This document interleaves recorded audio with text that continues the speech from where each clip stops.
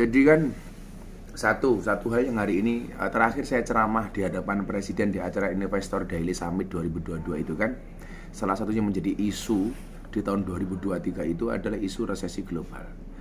Kalau resesi global kemudian yang dikhawatirkan adalah nanti akan semakin kesulitan masalah ekonomi dan lain sebagainya. Lah kalau kita belajar dari masa-masa Nabi terdahulu, itu kayak Nabi Musa umpamanya, umatnya itu pernah dilanda kemarau panjang sampai terjadi kemiskinan, bahkan banyak orang meninggal. Lah kalau nanti kita tidak waspada, artinya resesi global itu sampai masuk wilayah itu kan ngeri. Lah disitulah kemudian kita perlu mendekatkan diri kita kepada Allah. Maka konsepnya kemudian adalah hasbunallah wa ni'mal wakil, ni'mal maula wa ni'man nasir, wala haula wala quwata illa billahil aliyyil azim. Di situ kemudian di tahun 2023 artinya apa? Kita lebih dekat dengan Allah. Kalau saya sebenarnya bukan mewanti-wanti, harus lebih mendekatkan diri kepada Allah. Karena katakanlah sekali-kali musibah itu tidak akan menimpa kami, kata Allah, kecuali yang telah Allah tetapkan kepada kami. Kalau sampai kemudian terjadi musibah, apa yang harus kita lakukan? Huwa maulana, kita minta tolongnya ya hanya kepada Allah. Artinya apa? Sekecil apapun peluang resesi itu ada. Walaupun menurut saya resesi itu akan sangat kelihatan dampaknya di perkotaan dibandingkan di pedesaan. Kalau orang desa itu kan fine, makan sayurnya sendiri, ya kan, makan nasi ya padinya sendiri, makan terus juga telurnya ayam, bukan telurnya sendiri. Tapi kalau di perkotaan itu sangat-sangat terasa. Nah, disitulah kemudian kita perlu waspada. Sebenarnya lebih menginginkan saja untuk lebih banyak introspeksi. Berarti bukan terkait dengan viralnya kemarin banyak beberapa peramal itu meramalkan akan ada bencana alam yang sangat dahsyat. Kalau saya kemudian tetap berpatokan sebagai orang beriman, tidaklah musibah itu terjadi kecuali yang telah Allah tetapkan untuk kita. Artinya apa? Kalau toh kemudian terjadi musibah, ya itu ya karena ketetapan Allah gitu loh. Lah, sebagai orang beriman mengembalikan semuanya kepada Allah. Karena wa 'alallah falyatawakkalul mu'minun. Hanya kepada Allah orang-orang mukmin itu bertawakal. Gitu. Tawakal itu pasrah. Tapi kalau beberapa netizen juga kan banyak yang mempercayai masalah peramal mengatakan akan di 2023 itu akan ada bencana, akan ada ini. Nah, itu haram bagaimana? bagi orang Islam untuk mempercayai ramalan.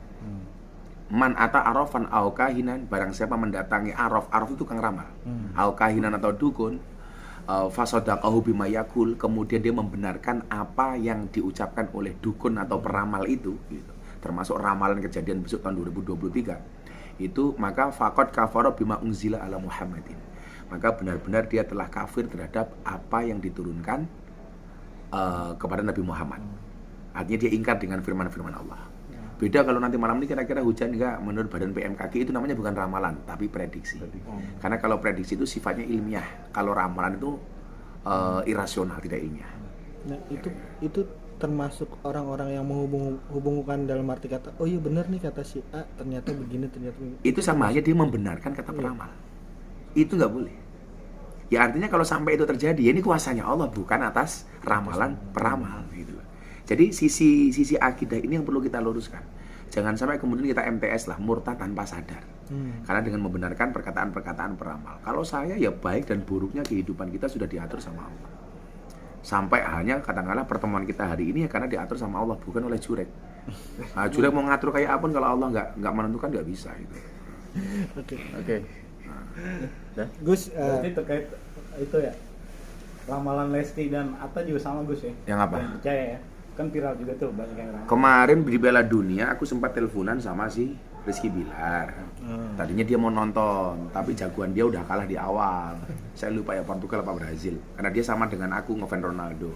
Makanya dia membatalkan, termasuk yang membatalkan datang itu Portugal. Habib Usman, Portugal lah. Habib Usman itu juga nggak datang. Alasannya itu. Terus kemudian saya tanya, kan tadi mau tak ajak ke pondok besok malam tahun baru, pas kebetulan pengajian rutin di pondok. Bro, malam tahun baru lu di mana?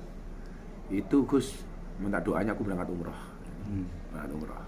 Sehingga waktu itu dia nggak jadi kepala dunia, tapi dia liburan ke Bali. Waktu itu saya kasih nasihat, kamu hari ini nggak usah mengeluarkan statement apapun, karena kalau orang yang sudah benci sama kamu, sebaik apapun perilaku dan statementmu, kamu akan tetap disalahkan. Gitu loh. Apalagi kalau sampai salah gitu. Contoh yang kemarin kamu membantu korban di gempa bumi, itu sudah sangat bagus. Tapi Kak juga komentar netizen kayak begitu gitu. Karena masih ada perasaan benci sama dia gitu. Saya bilang, oh iya Gus, nanti kalau you pengen ngomong apa ya mendingan saya aja yang ngomong. Tapi kemarin sempet gak sih sebelum dia umroh itu maksudnya bertanya-tanya? Iya, dia bilang pokoknya saya mau berangkat umroh malam tahun baru. Yaudah kamu niati untuk memperbaiki diri, untuk muhasabah, untuk introspeksi. Saya bilang kan, orang sukses itu punya masa lalu dan orang gagal punya masa depan. Gitu. Artinya kalau kemudian kasus kamu kemarin itu kamu anggap sebagai sebuah kegagalan, itu bukan berarti harus menyerah, tapi untuk introspeksi dan penyemangat di masa depan. Gitu. Dan kalau kita lihat kan hari ini mereka berdua ya, kalau saya lihat keluarganya jauh lebih romantis dibandingkan sebelum adanya kasus.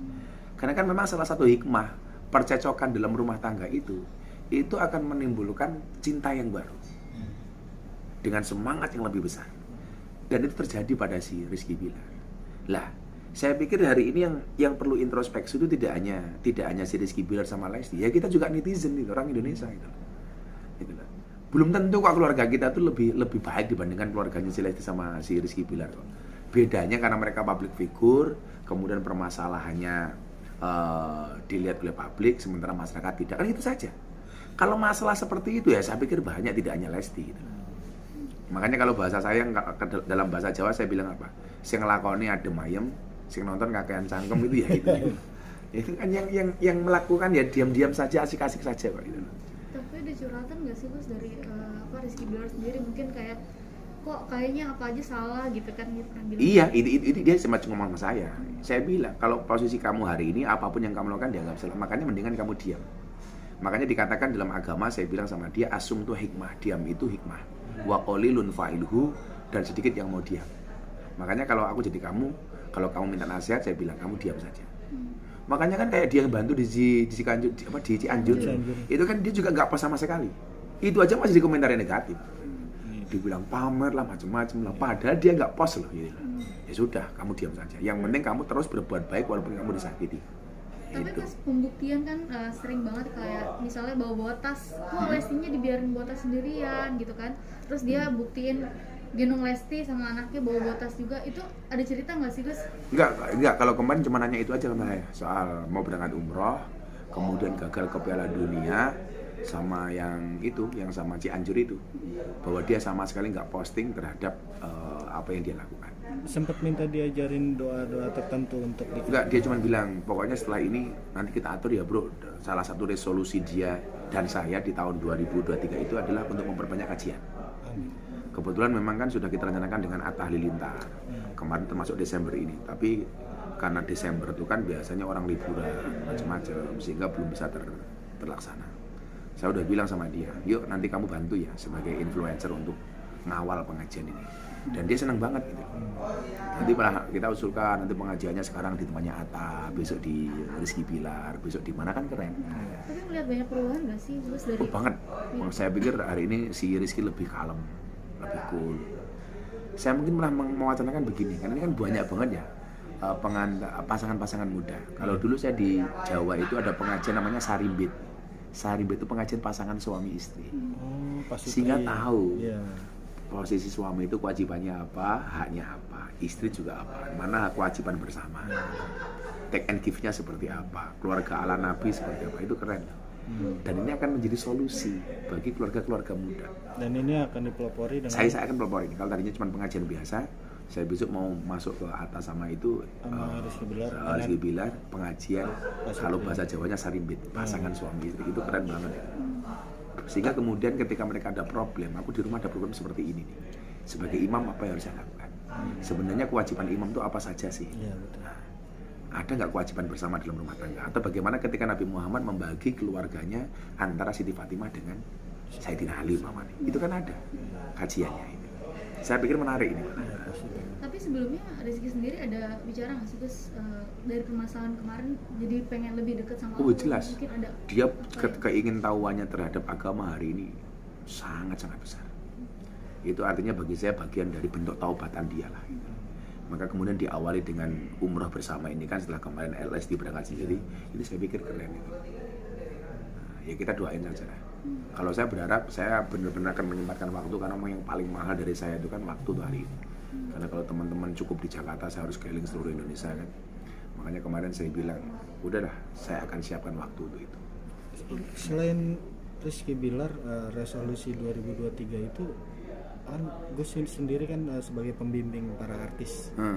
Lain selain mereka ada kah Gus yang lain? Oh, kayak mungkin Denny Canan. Oh, kalau Denny ya, ya saya doakan kalau Denny itu mudah-mudahan galaunya berakhir di 2023 lah. Itu Karena kan yang lagu yang dia rilis hari ini Welas Asihku itu kan itu besok akan ada 12 lagu series. Oh. Dan hebatnya Denny itu juga gila, lagu belum dirilis sudah trending, udah viral. Tadi 16 menit sudah ditonton 100.000 tadi sore. Mau keluarin ini single hari ini. Itu besok album ada 12 lagu. Itu ungkapan hati dengan Mbak Heri Asmara? Ya bisa jadi lah. Ya jadi, ya saya tahu banyak lah soal mereka berdua. Tapi ya kita doakan yang terbaik lah. Saya pikir dua-duanya masih saling mencintai. Tapi persoalannya adalah tidak hanya masalah dua orang ini gitu. Jadi mungkin ada masalah keluarga yang lain, masalah apa. Tapi kalau saya melihat mereka berdua masih saling mencintai. Tapi kalau gue sendiri lebih menyetujui mereka berdua. Ya kalau dulu kan yang salah satu mak comblangnya saya. Oh. Happy ngaji sama saya, Le kapan Happy kamu lamar? Happy kapan kamu siap dilamar? Tapi kan kembali kepada masalah jodoh. Mau saya jodohkan seperti apa? Kita juga nggak tahu gitu. Tapi ya Denny sendiri pernah mengeluh, aku tua ya, saya udah tua ya, saya udah berumur lah kira-kira gitu. Tapi yang jelas hari ini ya Denny itu memang mesti berprestasi bagi saya, mesti berprestasi. Oke. Semua lagunya keren gimana? Dan mewakili perasaan kalian.